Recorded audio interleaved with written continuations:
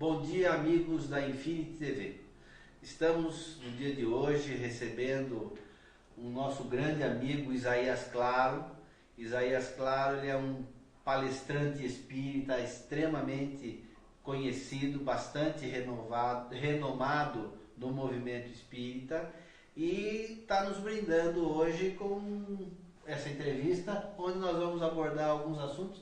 Inclusive, eu vou aproveitando, antes dele se apresentar, fazer também já a primeira pergunta no ar, né?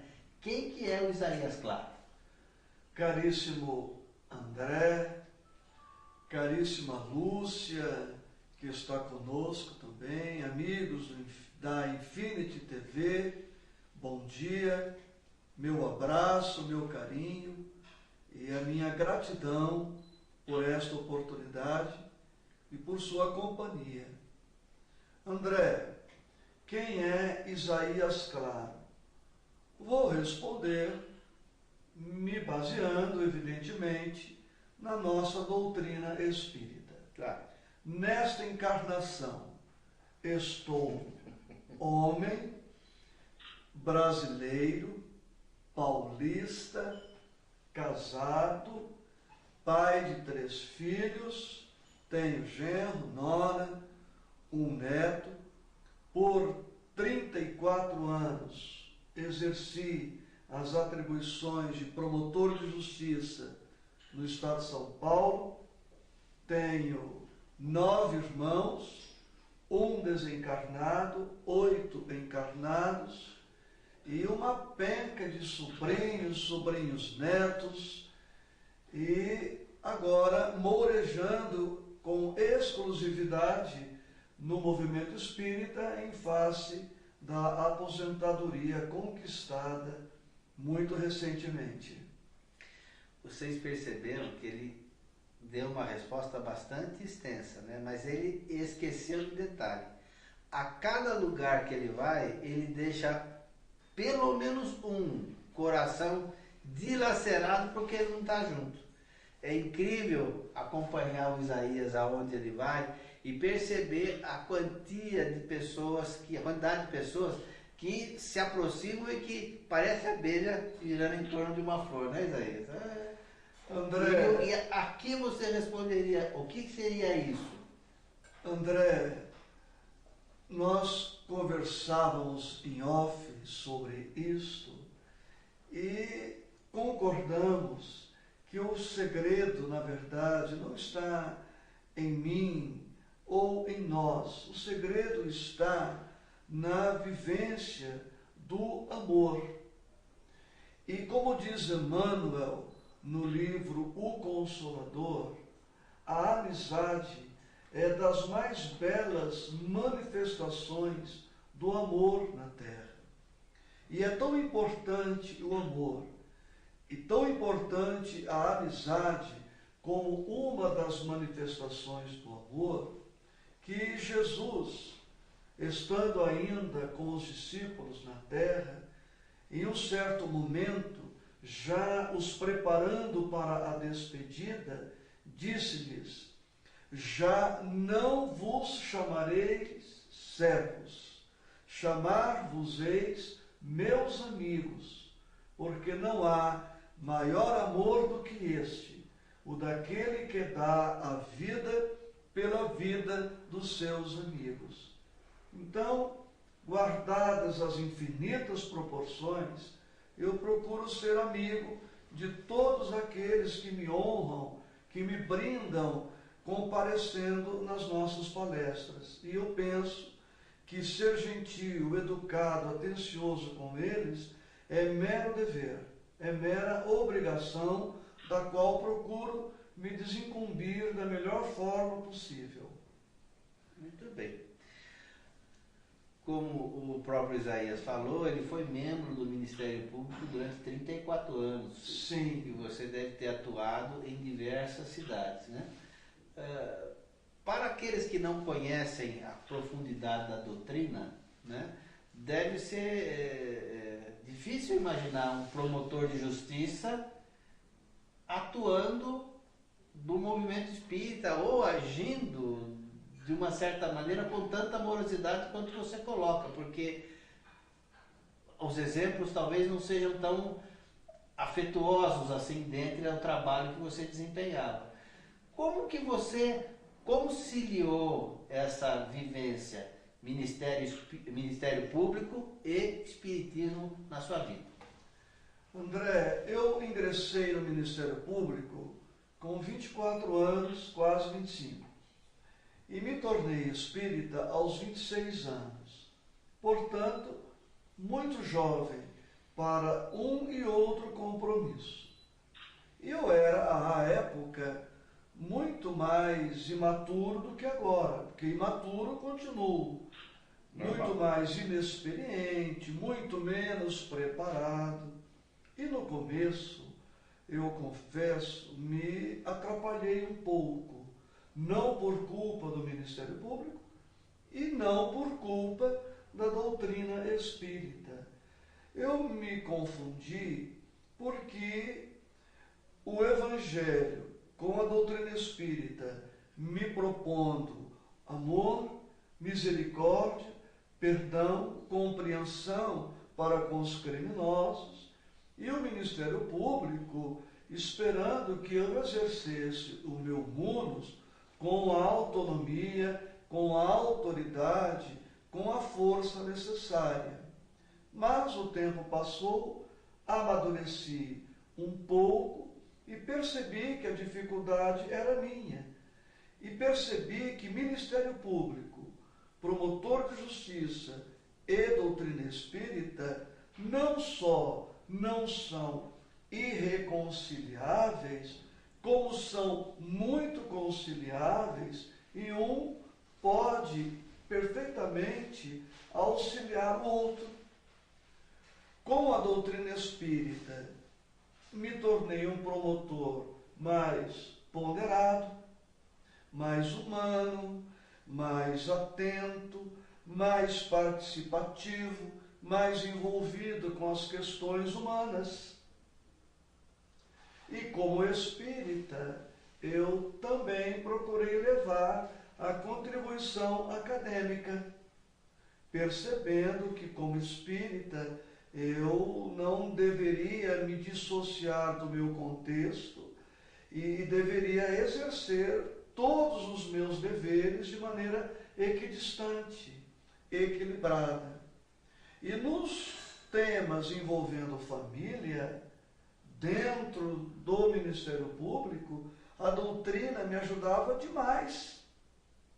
E não poucas vezes, milhares de vezes, eu, atendendo as pessoas, lhes perguntava: vocês querem que eu te atenda como promotor de justiça ou como teu irmão em Cristo?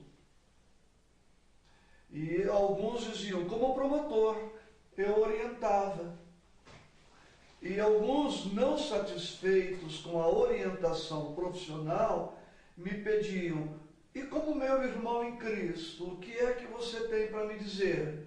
Aí eu dizia, então, me permita dizer que eu sou espírita e que esta sua problemática pode ser examinada da seguinte maneira. E eu trazia, dentro do gabinete, a contribuição da filosofia espírita. Não para todos, para aqueles que desejavam, mas após ter dada a orientação profissional.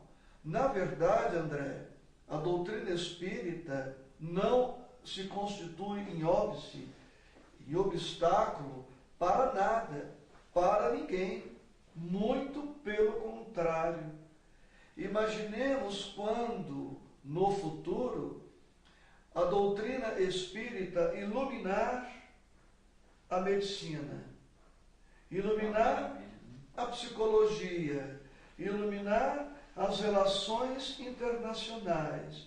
Imagine o político, o administrador, o industrial, o comerciante, o professor, a dona de casa, todas as criaturas se orientando pela filosofia espírita, certos, portanto, de que somos todos irmãos, filhos de Deus, de que somos espíritos imortais, espíritos reencarnados, em trabalho de evolução, será uma beleza.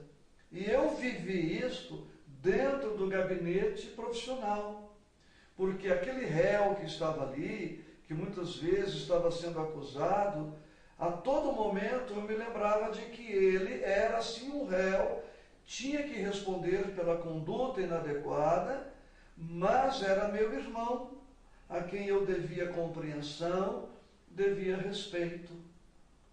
Então, a doutrina espírita não só não me impediu de exercer meu munus público, como me auxiliou, levando-me a perceber que, além do processo, além daquele réu que ali está, existe um ser humano a quem eu deveria compreender, chamá-lo à responsabilidade. Claro. Porque cada um deve pagar suas contas. Eu não prevaricava a pretexto de muito amar o réu. Entendo. Porque você pode amar uma pessoa e, por amá-la, chamá-la à responsabilidade, como fazemos nós em relação aos filhos. Tá certo? Como os professores fazem em relação aos alunos. O professor que admoesta o faz por querer bem ao aluno. Portanto, é perfeitamente possível conciliar. E foi o que eu tentei fazer ao longo dos meus 34 anos como promotor de justiça. Pelo que eu senti, nesta área do Ministério Público, Direito de Família, parece ser o que você mais se sentia bem em atuar. André, o meu gabinete era a casa de todos.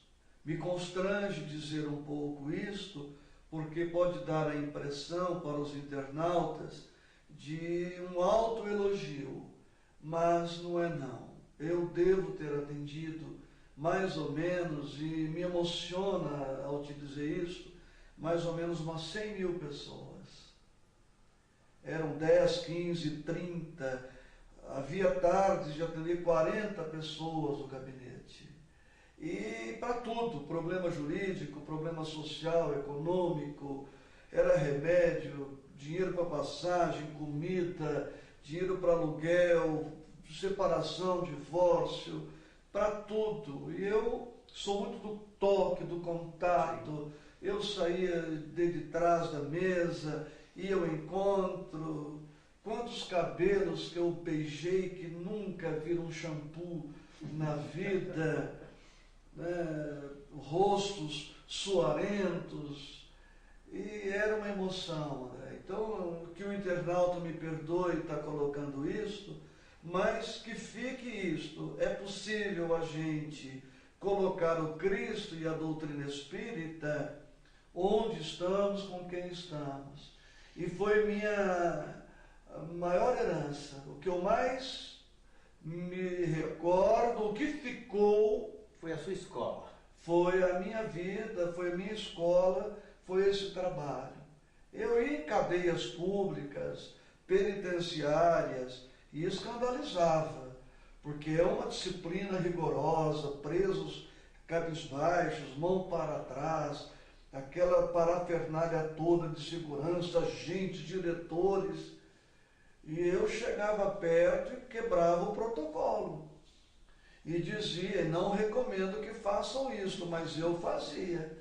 Eu chegava no preso e dizia, olha, erga a cabeça, descruza os braços, me dê um abraço aqui, sou seu irmão. E os agentes de segurança aflitíssimos, porque se algum deles me desse lá uma gravata, éramos todos reféns. Mas, pelo contrário, nunca passei nenhuma situação assim de perigo de vida, embora tenha vivido experiências limítrofes. Né? E me recordo aqui nessa nossa conversa de um preso que, se mudando de penitenciária, um dia ele me escreveu uma carta para dizer que ele estava com saudades do abraço que trocávamos na penitenciária. Então eu procurei fazer isso. Mais uma vez peço ao internauta que perdoe, mas eu estou aqui cantando a excelência do Evangelho, não a minha exemplificação. Tá certo. A sua atuação no Ministério Público. Enquanto membro do Ministério Público, eu acredito que era menor em função do tempo que você tinha. Isso.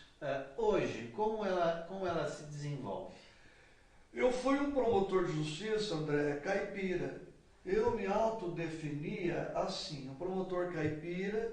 Eu não sou mestre, eu não sou doutor, eu não tenho pós-graduação, não tenho especialização em nada. Eu preferi ficar no interior para poder exatamente manter contato com o público e poder me entregar a essa proposta.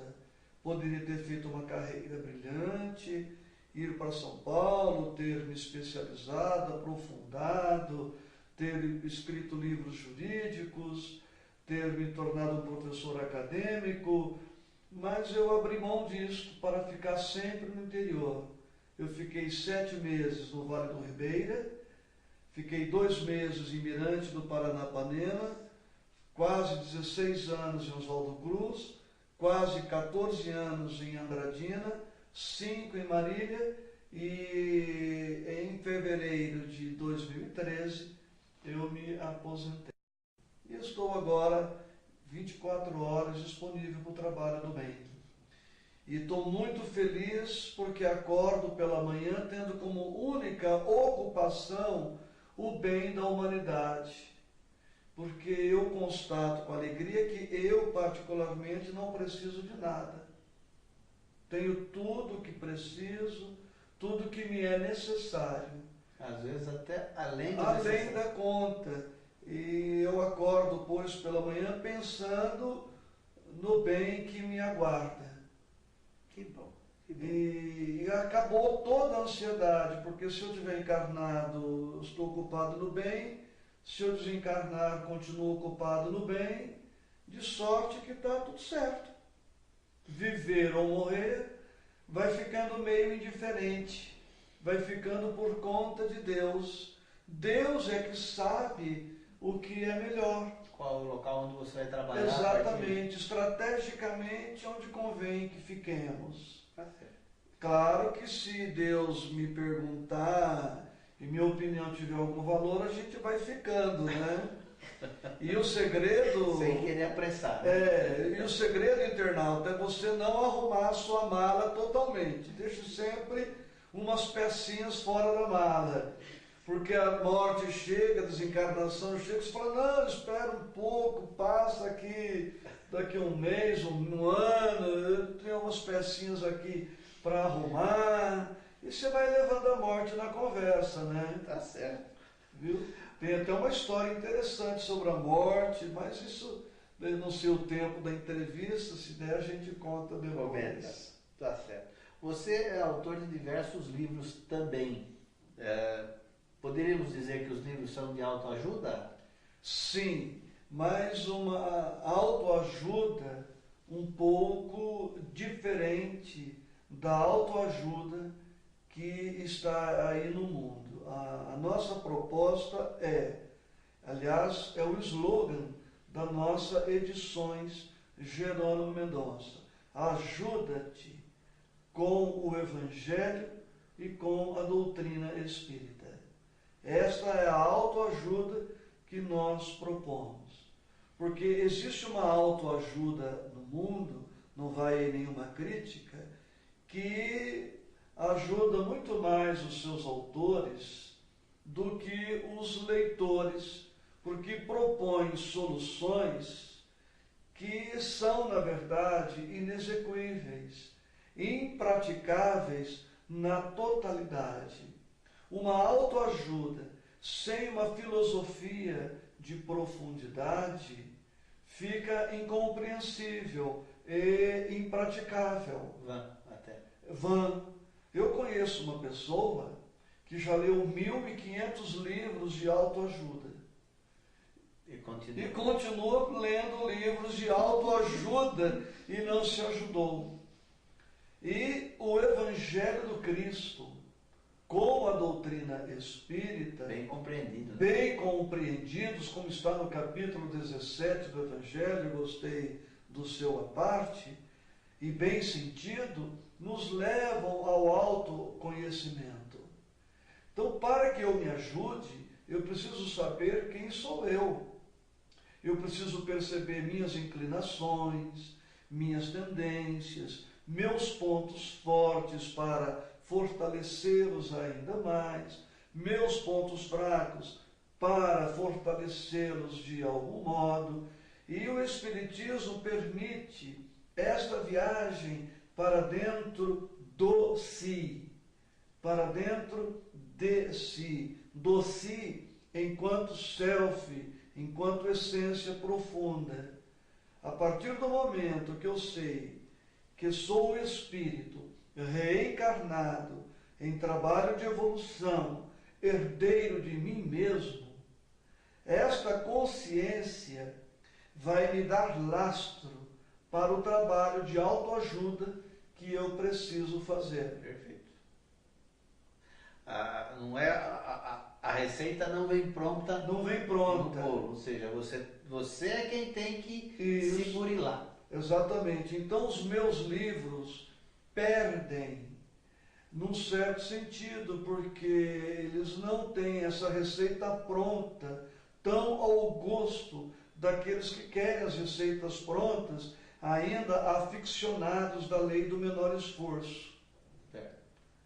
A nossa proposta é mais filosófica e com isso não agrada tanto, mas eu tenho a consciência tranquila de que não estou levando ninguém ao engodo. Eu não minto para agradar, vendo menos, mas os que têm a oportunidade de ler, pelo menos têm uma obra honesta, que não engana, que não apresenta uma receita que nem eu sou capaz de vivenciar.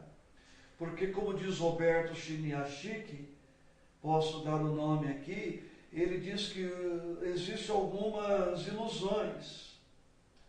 E uma das ilusões é você pretender estar bem o tempo todo com todas as pessoas. É uma ilusão, é uma fantasia, é humanamente impossível você estar otimista, sereno, alegre, bem-humorado, 24 horas por dia, todos os dias da sua vida. É uma ilusão, é uma fantasia. Roberto Chiniachiki coloca isso na sua obra, dentro de uma postura honesta do autor mencionado. Então a autoajuda propõe que você esteja bem sempre. Mas é a desencarnação de um afeto, é uma noite mal dormida, é uma pressão, é um problema financeiro, é uma dificuldade com um ente querido, a perda do emprego, uma perda do emprego, aposentadoria, um diagnóstico preocupante. São situações que causam ansiedade, estresse, angústia, aflição. Nesses momentos, você não vai estar bem-humorado, feliz. E, em muitas ocasiões, o chorar, o entristecer-se, são atitudes necessárias, saudáveis, porque nos ajudam na introspecção. Seria patológico alguém sentir-se feliz diante de uma situação traumática. Sim. O sujeito se envolve num acidente de trânsito, sai do coma com as pernas amputadas, para dar aqui um exemplo, e tem quadros mais dantescos do que este. Sim. Que graça tem você se descobrir sem pernas? Não tem graça nenhuma. Como é que você pode estar bem naquele momento? Naquele momento. Depois a gente vai se reciclar, vai buscar subsídios, vai repensar a vida. Mas se eu me envolver numa situação de trauma e me descobrir lesado, amputado ou um afeto querido, eu vou me entristecer, eu vou chorar. Até, você colocou até amputado de um afeto, né? Por exemplo, Claro, exatamente. Porque eu não sou só ossos, nervos, pele, sangue. Eu sou emoções, sentimentos, e os sentimentos flutuam, o que é perfeitamente humano. Sim. Somos discípulos de um Cristo que chorou quando soube da morte do amigo Lázaro, que teve sudorese de sangue no Getsemane por estar estressado. Ele ia ser preso, processado, crucificado, morto, traído, abandonado. Ele teve estresse. E consciente disso tudo. E consciente disso tudo, o mundo caindo sobre a cabeça dele, não tinha como não reagir daquela maneira.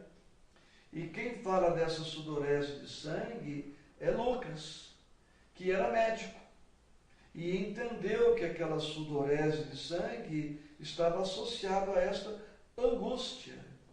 Jesus experimentou uma angústia terrível no Getsemane, horas antes de ser preso.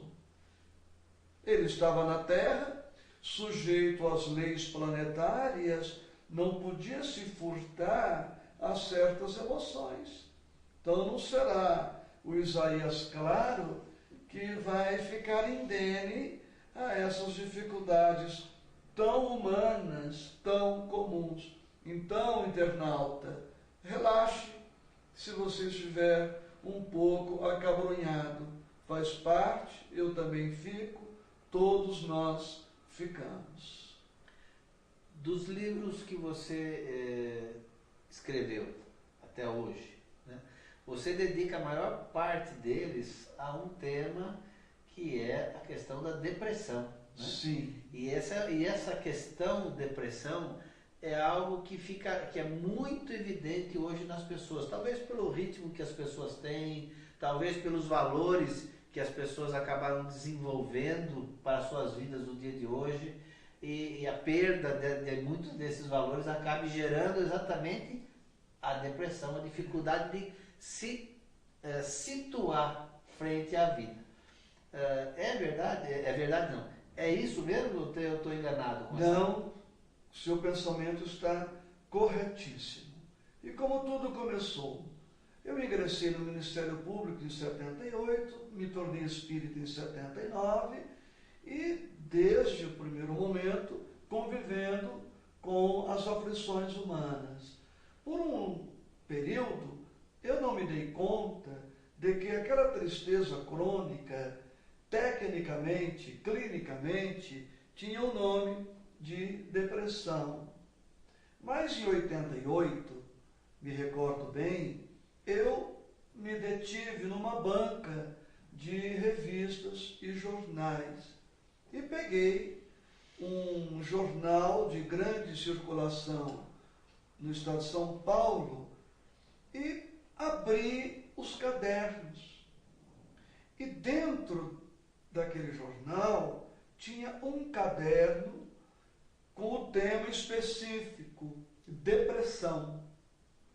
E um amigo espiritual, que certamente sabia que aquele momento ia acontecer, estava perto de mim e, pela audiência psíquica, ele me disse: Isaías, este é o tema. E fez uma pausa e completou: da tua vida. Este é o tema da tua vida. Eu ouvi claramente esta frase. Comprei o jornal, levei para casa, li todo o caderno de ponta a ponta, me encantei com o tema. E com um certo atraso me dei conta de que aquela tristeza que minha mãe tivera encarnada era depressão. Minha mãe teve depressão, eu não sabia que aquilo era depressão, amei minha mãe, ajudei, mas poderia ter feito mais por ela se eu tivesse consciência de que aquilo era uma depressão. Ainda muito jovem, inexperiente, comecei a estudar e a compilar tudo que eu encontrava sobre o tema depressão, tanto da contribuição espírita, em mensagens esparsas, e mensagens não espíritas, adquirindo obras. Eu tenho vários livros versando sobre o tema. 10 anos depois, em 98, consegui publicar o livro Depressão, Causas, Consequências e Tratamento, que é uma pérola, é uma joia da minha vida, porque nós vendemos quase 100 mil exemplares. E para os padrões espíritas, 100 mil livros é um best-seller. E eu recebi milhares de cartas. No livro tem meu endereço para correspondência. Na época não havia internet. E eu coloquei meu endereço para correspondência. E eu recebi milhares e milhares de cartas das pessoas dizendo do benefício que havia auferido com o livro.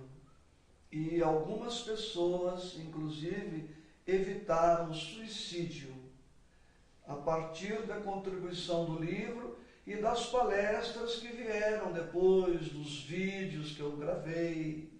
Então não posso negar que este livro é, para mim, o livro que marca a minha trajetória na Terra.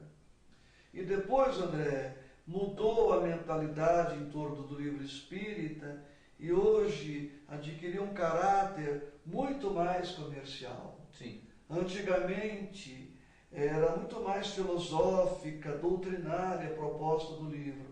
Hoje o livro, não só o espírita, ficou uma coisa descartável. Não se reedita o livro acaba e acabou, vem outro livro, o mercado está assim. Coisa que leva muitas vezes você a ver muita coisa que não tem conteúdo. Não tem conteúdo, não tem um compromisso. Sim. Mas tem um outro livro que eu gosto muito, que eu escrevi para mim, que é o Paciência para Viver e Vencer. É um livro de muito bom conteúdo, e digo, posso elogiar, porque meu mesmo no livro tem muito pouco. Na verdade é uma colcha de retalhos, né? Eu pego um pouco aqui e ali, vou catando, vou juntando, e meu mesmo no livro é só a vírgula, pois então, como eu estava falando, o resto é tudo dos outros, André. Viu? Mas o Depressão é o livro assim, que marcou a minha encarnação. Eu tenho histórias lindíssimas para contar sobre este livro e as palestras. Acredito que você vai ter tempo de talvez relatar algumas ao longo da sua vida ainda. Que você vai ainda ficar um tempinho conosco. Gostaria muito, até porque desencarnar é merecimento, né? Exatamente. Não é para quem quer, é para quem merece. Quem merece, exatamente. Então, enquanto não merecer, a gente vai ficando por aqui. As pessoas se enganam, né? Mas na verdade... Você tinha um trabalho desenvolvido também, Oswaldo Cruz, no acolhimento de menores abandonados. Sim. Né? Diversas pessoas aqui de Serralheira tiveram a oportunidade de ir até Oswaldo Cruz, visitar, conhecer esse espaço. E esse espaço hoje, ele continua com aquele escopo, com aquele objetivo, ou ele se transformou? Se transformou, André. Depois de publicado o livro Depressão, que quis o destino, que não é destino, que o nosso Depressão livro foi o primeiro livro sobre o tema na bibliografia espírita. Olha que dado interessante. Os espíritas ainda na época e o não espírita não haviam despertado para a importância do tema, hoje tão momentoso. Depois que eu publiquei o livro e comecei a perceber a extensão da necessidade, comecei a desenvolver um projeto, uma ideia, um sonho, ter uma clínica, um spa espiritual para acolher depressivos. E surgiu a oportunidade e a partir de 2012 nós iniciamos isso. O abrigo foi esvaziado e estamos ainda em adaptação, mas já está no estágio bom, para receber as pessoas que possam ficar conosco lá uns dias. A nossa estrutura no momento permite que o paciente, que o interessado, fique até uma semana.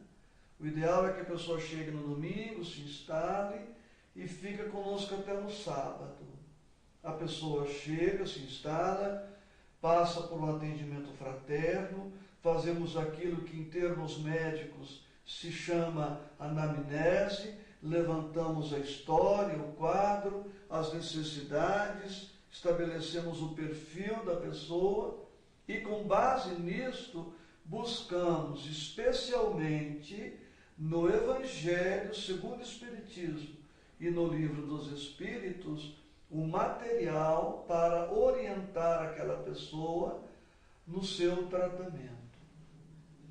Nós não interferimos na parte psiquiátrica, psicológica, até porque o pouco tempo de permanência conosco não nos permite aprofundar neste campo. E também porque compreendemos que a nossa missão não é esta. Há muito a se oferecer aos necessitados com Jesus e a doutrina espírita. Não precisamos rivalizar nem competir com a ciência acadêmica. E temos obtido resultados maravilhosos. Ainda nesta noite, era mais ou menos 00:30, eu estava respondendo alguns e-mails, e um dos e-mails era de uma senhora de Curitiba que me escreveu dizendo de como ela e uma certa pessoa ligada a ela estavam agora depois de ter estado conosco por alguns dias lá. É óbvio que nós estamos comentando e levando essa entrevista porque somos espíritas e estamos tratando nesse tempo. Mas imagino que existam pessoas que não são espíritas e que talvez se interessassem por este tratamento, apesar da conotação espírita que você deu. Como seria o atendimento a essas pessoas, por exemplo? Bem colocado, André. Bem colocado. Eu sou filho de pastor evangélico, tenho primo padre e antes de ser espírita, frequentei um pouco o trabalho de Umbanda. E todo espírita que compreende minimamente o espírito do espiritismo não pode ser preconceituoso. Perfeito. Não pode restringir. E lá em nossa clínica, em nosso spa espiritual, atendemos pessoas de todos os credos, inclusive evangélicos. E narro aqui rapidamente para nós um caso recente. O casal evangélico queria passar por um atendimento conosco, mas não queria que falássemos de comunicabilidade dos espíritos, reencarnação, e compreendi perfeitamente. Pedi ao casal que fosse ao meu encontro, levando a Bíblia e o inário da igreja que ele participa. O inário, conjunto de hinos, né?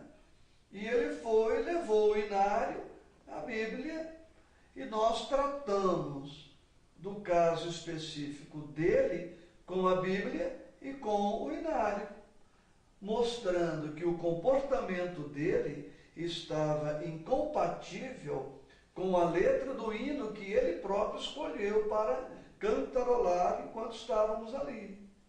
Buscamos alguma coisa na Bíblia e mostramos com Jesus que o comportamento dele estava inadequado. Portanto, em nosso spa espiritual, que damos o nome de Pousada do Mestre, atendemos a todas as pessoas, inclusive pessoas que se dizem ateias. Atendemos a todos indistintamente, porque Deus, antes de tudo, nos quer felizes. Se espíritas ou não, isto vem depois, porque pouco adiantará alguém se dizer espírita e ser infeliz. Sim. mais importante do que ser espírita é a pessoa estar bem. Então lá nós não tentamos converter ninguém a nada, a não ser converter a pessoa ao bem. E como não é possível converter ao bem sem convertê-la ao Cristo, esse trabalho nós fazemos deliberadamente, de tentar tocá-la para que ela perceba que o que falta para ela é cristificar-se, que ela seja menos cristã e mais crística, o que é coisa muito diferente. Porque no mundo tem muito cristão, mas poucos crísticos. Nós temos talvez 3 bilhões de cristãos, mas veja como o mundo está. E se fôssemos, os 3 bilhões fôssemos almas crísticas, no mundo não estaria como se encontra atualmente. Porque o cristão é muita exterioridade, é muito culto, muita adoração exterior, muito ritual, muito dogma, práticas exteriores. E o que nós precisamos é internalizar, é sentir, tocar na expressão bíblica. Nós precisamos de nos converter, de nos transformar, para que nos transformemos então em homens e mulheres novos. Aproveitando o gancho, como você vê a humanidade nos dias de hoje? Porque as pessoas acabam tendo uma dificuldade muito grande com relação a valores, né? Eles perderam talvez o norte. Temos as nossas denominações religiosas, católico, espírita, protestante, evangélico, umbandista, enfim. Mas nós percebemos que a grande maioria das pessoas está sem norte, está sem uma diretriz. A violência, a graça, as dificuldades são muito grandes, nós assistimos a muita injustiça e você, assim como eu, deve encontrar muitas pessoas descrentes da humanidade. O que você acha disso? E uma perguntinha também para você responder. Será que nós temos jeito? Eu vou começar pelo fim. Temos jeito, André, temos jeito. A terra não é uma nau entregue a si mesma, sem rumo, sem norte, sem timoneiro. O Cristo é o nosso grande governador. E como já dizia o salmista, há milênios não dorme e não tosqueneja o guarda de Israel. O Cristo está atento, zeloso, acompanhando para e passo.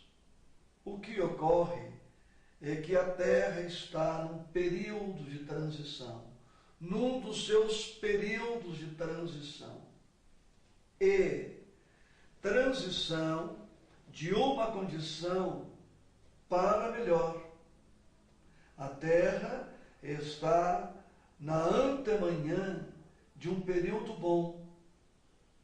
E como Cristo é amor, como Deus é amor, e nenhuma das ovelhas se perderá, o Cristo está permitindo que milhões de espíritos que há séculos e milênios não reencarnavam, reencarnem agora.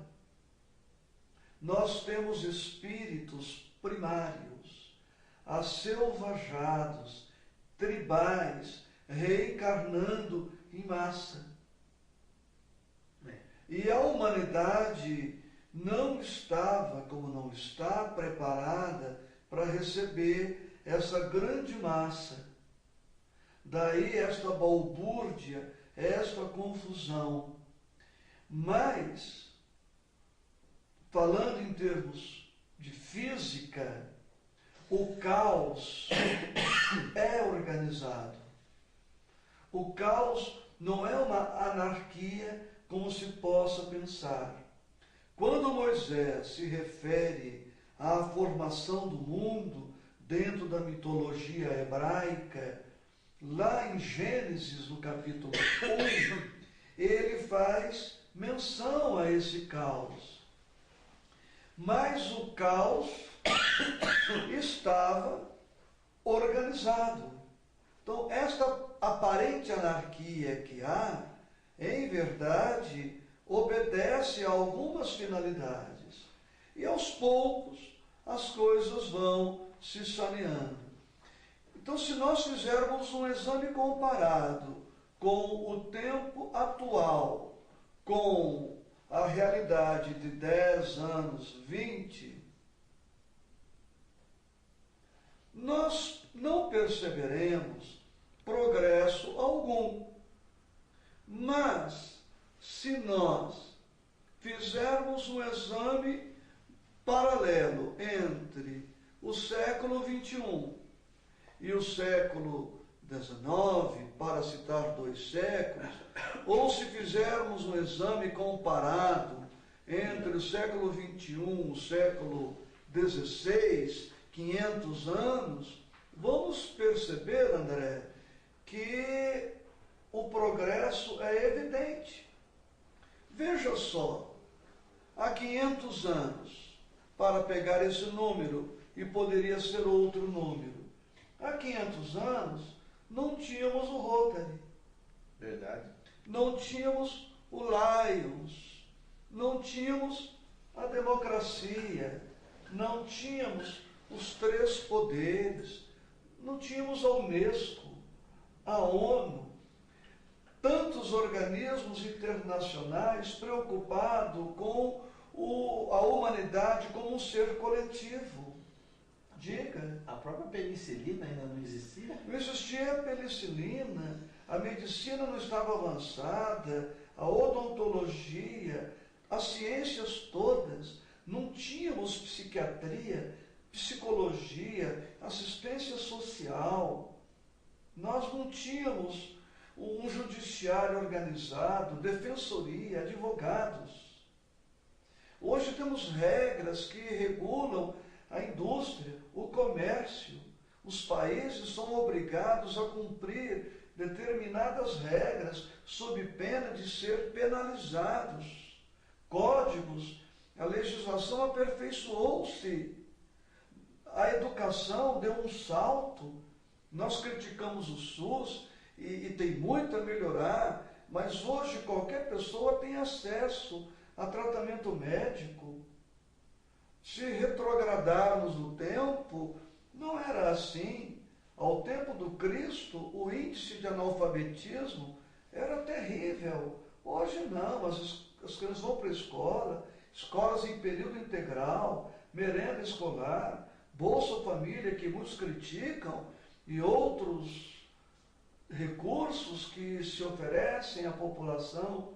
Então, se nós fizermos um exame isento de paixões partidárias e particularistas, verificaremos que o planeta está melhorando. E é só o começo. Nunca tivemos tanto amor na Terra quanto agora. Os direitos humanos, veja, o respeito às minorias, às constituições. Hoje se começa no mundo todo essa consciência de que temos que compreender os nossos irmãos homossexuais, gays, lésbicas e dar-lhes o mesmo direito que nos damos de se unirem civilmente. Um progresso extraordinário. Portanto, não temos com que nos afligir em demasia, nos preocupar, embora devamos nos ocupar com o bem de todos, para que esse equilíbrio, essa harmonia, essa paz mundial se estabeleça o mais depressa possível. Mas eu sou espírita, e espírita pessimista é um contrassenso. Portanto, dizer que sou espírita otimista é até um pleonasmo, é uma redundância, mas para enfatizar, vou dizer que sou um espírita otimista. tenho certeza que vai dar tudo certo. Já nos encaminhando para o final dessa nossa conversa. A vontade de continuar conversando por muito tempo, mas... Eu não gosto muito de conversar, não. Mas nós temos compromissos. O internauta também. já percebeu, mas nós temos compromissos, e é sempre um prazer conversar com Isaías. Alegria, né? Imenso. Então, antes, mais uma pergunta, depois nós partimos para o encerramento. Sim. Como você vê hoje o movimento espírita? Bem, muito bem. Eu não tenho um número exato, mas podemos falar talvez em 8.000, 10.000 centros espíritas disseminados por todo o Brasil.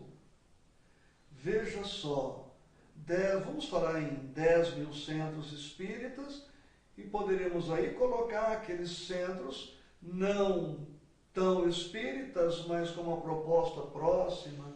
Vamos trazer aí para esse nosso número as tendas de Umbanda, que realizam um trabalho maravilhoso também Perfeito. no campo da mediunidade. Veja bem, milhões de criaturas atendidas diariamente. Somente na Federação Espírita em São Paulo, na Rua Maria Paula, em média, circulam diariamente por ali de 8 a 10 mil pessoas, coincidentemente aí com o número de centros espíritas. Portanto, só na Federação em São Paulo, em torno de 250 a 300 mil pessoas mensalmente. Se somarmos as tantas outras nos centros, então vai bem. O espírita, embora deva ler mais, mas é o crente, é o profitente que mais lê. Allan Kardec é o autor mais lido do século XIX.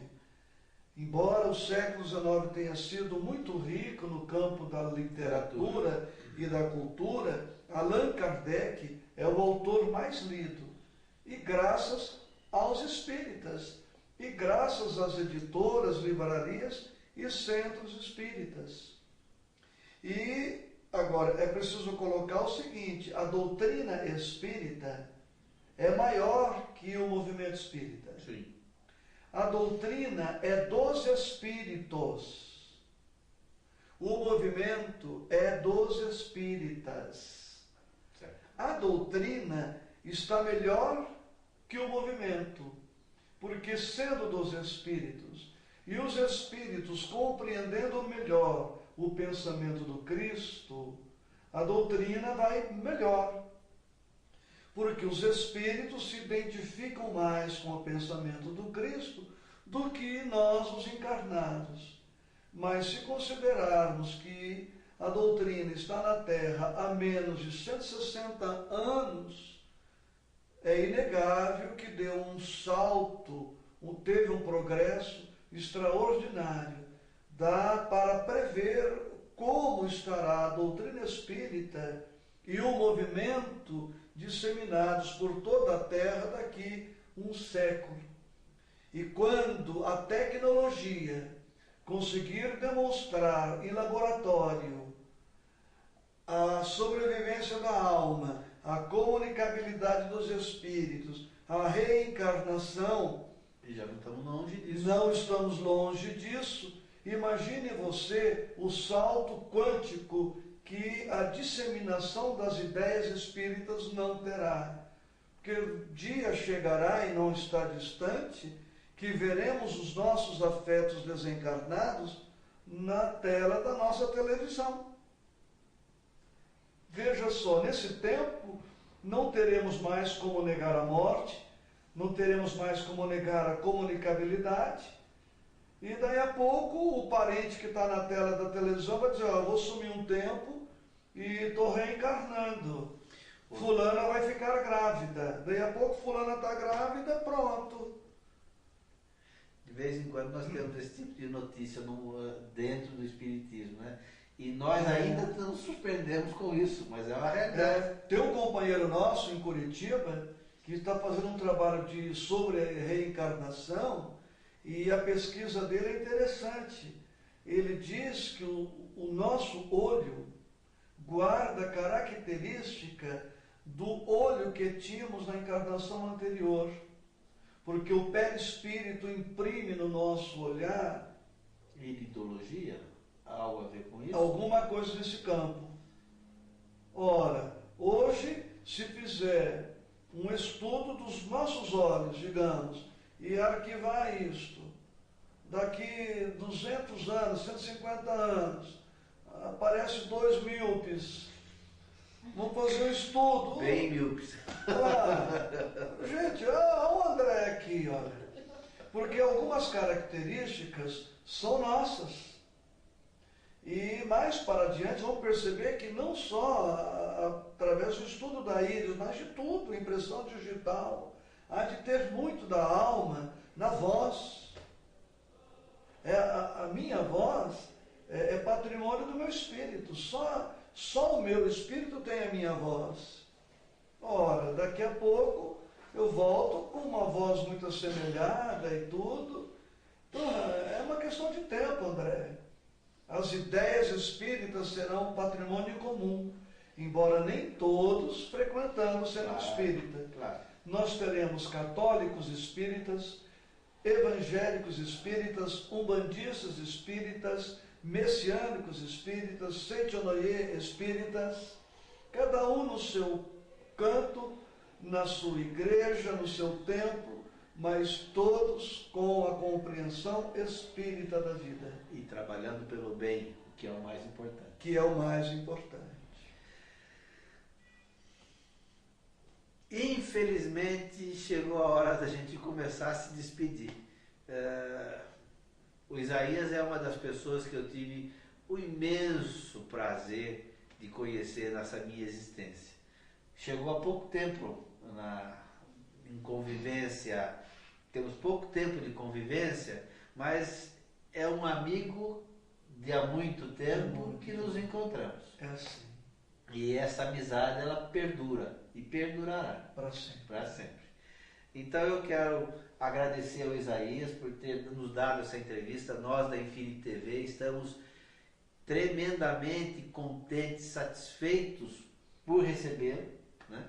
Agradecemos a Fátima por ter cedido a sua casa para que essa conversa se dê. A Lúcia, que nos está assessorando tecnicamente na gravação. E eu gostaria de deixar a palavra com Isaías para suas considerações finais e, se puder, nos deixar também uma prece. Sim. André, se eu não me saí bem na entrevista, foi por incompetência minha. Sim.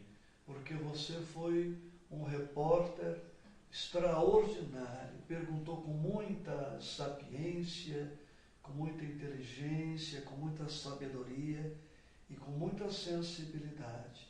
Eu te amo muito, te agradeço pela oportunidade e formulo a você, a Fátima, a Lúcia, votos de paz e alegria.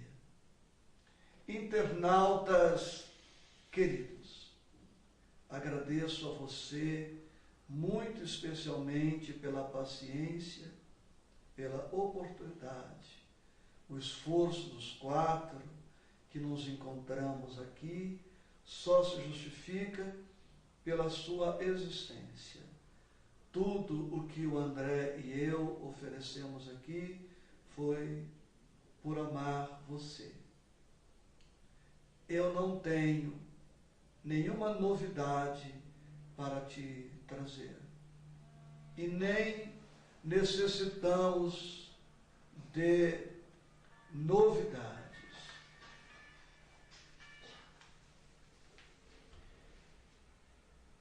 O que eu deixo para você é o pensamento do salmista. E repito com emoção, num gozo espiritual. O Senhor é o meu pastor e nada me faltará. Quando você estiver cansado, triste, preocupado, sobrecarregado, aflito, pense neste versículo. Repita-o 1000 vezes, quantas vezes forem necessárias. O Senhor é o meu pastor e nada me faltará. Mas para que o Senhor seja de fato o seu pastor, o nosso pastor, sejamos como as ovelhas, humildes, obedientes, confiantes e esperançosas, ordeiras, fazendo a nossa parte. Mas ainda acrescento com o apóstolo Paulo, e repitamos também com ele: tudo posso naquele que me fortalece. Tudo posso naquele que me fortalece. E ainda com o mesmo apóstolo: se Deus estiver comigo, quem estará contra mim? Se Deus estiver comigo, quem estará contra mim? E por fim, um pouco de nosso Senhor Jesus Cristo. Ame a tudo, a todos, sempre, porque, como disse o Senhor, os meus discípulos serão conhecidos por muitos se amarem. Obrigado.